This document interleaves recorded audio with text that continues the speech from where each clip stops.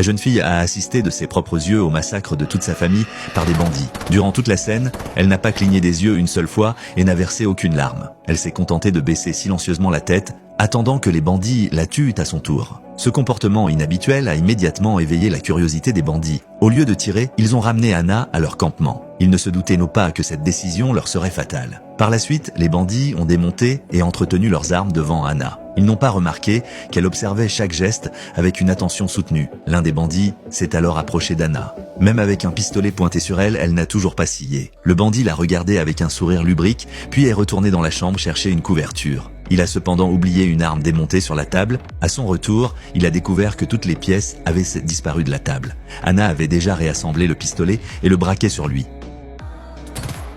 La détonation a immédiatement alerté les autres. Ils ignoraient qu'Anna les attendait de pied ferme. En un instant, les 3 autres bandits se sont effondrés, touchés par balle. Anna a ensuite pris des ciseaux et coupé ses longs cheveux. C'est alors que Mike, un tueur à gages, s'est glissé discrètement dans la maison. En ouvrant la porte, il a trouvé plusieurs corps au sol. Ne voyant personne, il s'est empressé de remplir un sac d'argent liquide. Soudain, un bruit derrière lui l'a alerté. Il a lentement ouvert la porte d'un placard où se cachait Anna.